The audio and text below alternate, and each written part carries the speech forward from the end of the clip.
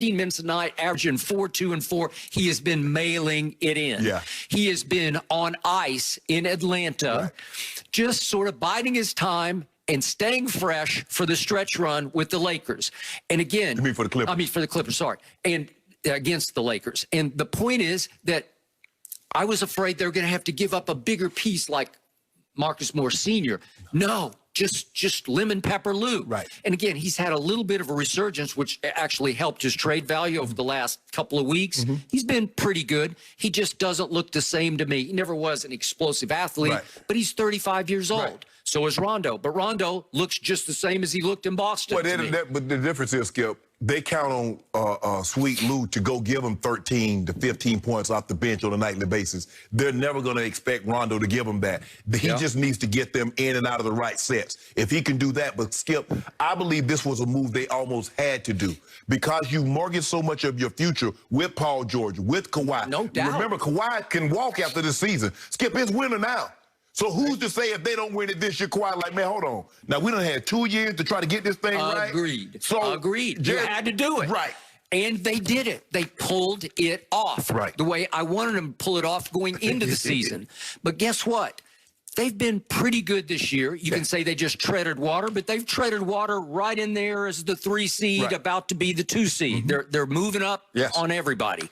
And the point is that the Los Angeles Clippers are still leading the league in three-point shooting. They are still leading the league in free throw shooting.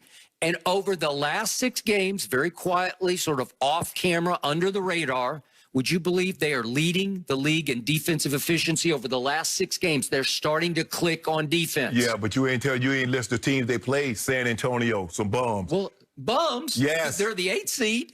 Is that bums? Bummish. Really? Bummish. Oh, Shannon Sharp just called these Spurs bums. We'll see how that happens. We'll see if you meet the bums in the playoffs and see how you handle the bums. Oh, hold on, Skip. Yeah. So you expect, say, if the Lakers were to meet the Spurs, you'd have your healthy AD and LeBron. And a healthy Spurs. Yep. We'll see. We'll see about that. Yeah, if you got a healthy young Tim Duncan, maybe. You know how hard it is to go into San Antonio and win back-to-back? It is hard, and the Clippers did it. Skip, they only having 2 people there. There wasn't no fans. The Clippers last night, speaking of having no people there was no Serge Ibaka, and there's no Patrick Beverly, and there was no Kawhi Leonard last night, and there was no Marcus Morris Sr., and they still won because they're the deepest team in basketball. Well, you see the difference in the ball game. You see Reggie Jackson. When you let Reggie Jackson don't have to worry about distributing, he can just go get buckets.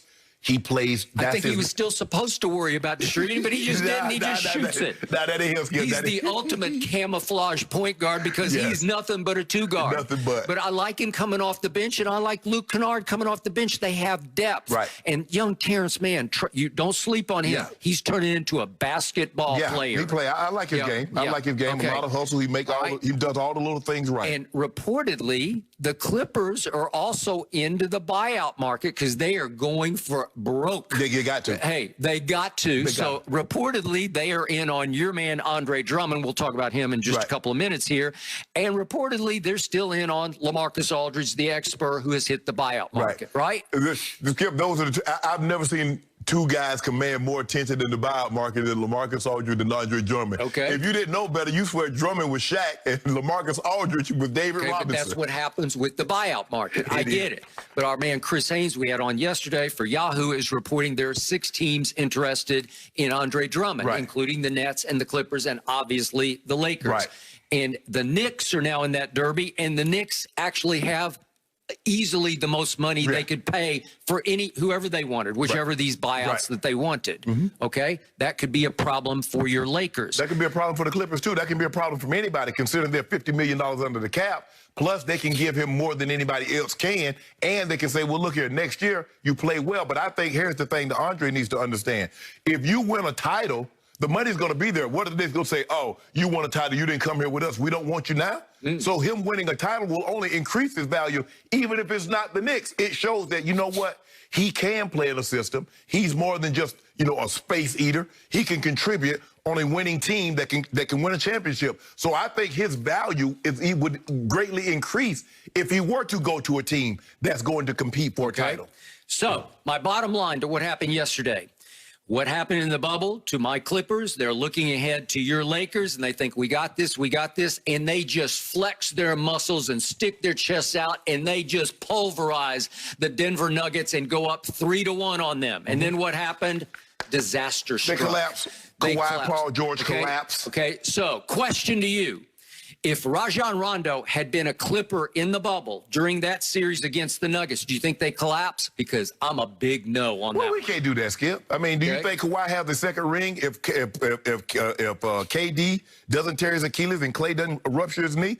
Nobody believes that Toronto was beating Golden State, a healthy Golden State. So we can't do hypothetical. This is what we know. They should have been able to close it. You up 3-1. You got up 3-1 without Rondo. And they got up 3-1 in dominating fashion. Okay, As so you what recall, happened? they got big double-digit leads in all 3 games. And it wasn't like they went to the buzzer in all 3 games and were just hanging on for dear life. They were in commanding position to close it out in 5, 6, and 7. As dominating of a fashion as they got up, they went out like some buzzers. Okay?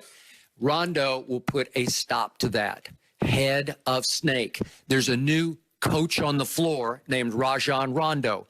He will be the eyes and ears of Ty Lue on the floor. You know it, and I know it. So Kawhi gonna be accepting of that? Well, he better be. He's going to have to be. What about Paul George? Well, they're going to have thicker skin because they're going to get earfuls from the guy who, as you say, shoots straight.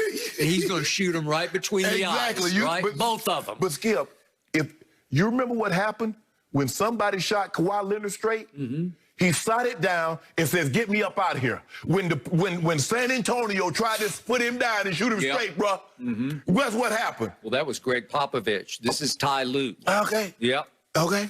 And this is a team that Kawhi knows is right on the verge of winning it all with him as the centerpiece. It doesn't take away from his glory.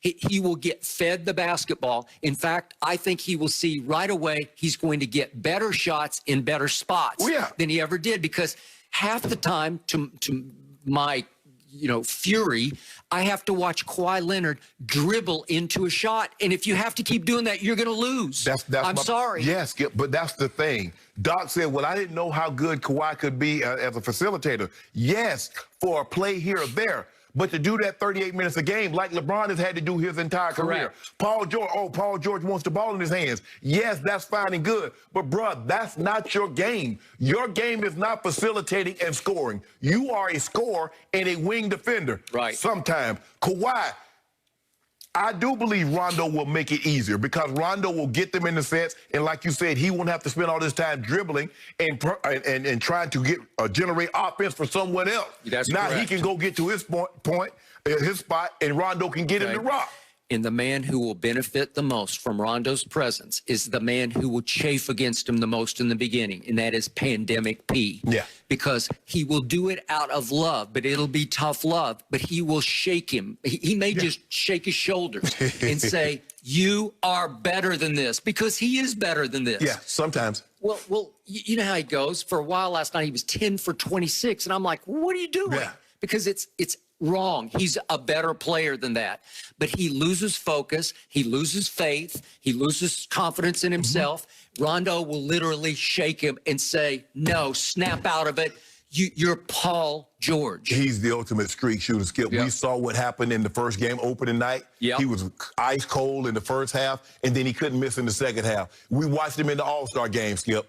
He couldn't miss. I'm talking about he was taking between the legs, behind the back, threes in people's face. That's who he is. Hey, Paul George is a huge talent. He is a huge, at least a top 10 in the league talent. Just talent. Skill, yes. I mean, you talk about a guy that's 6'8", can shoot the mid-range, can shoot the three, can get to the rack.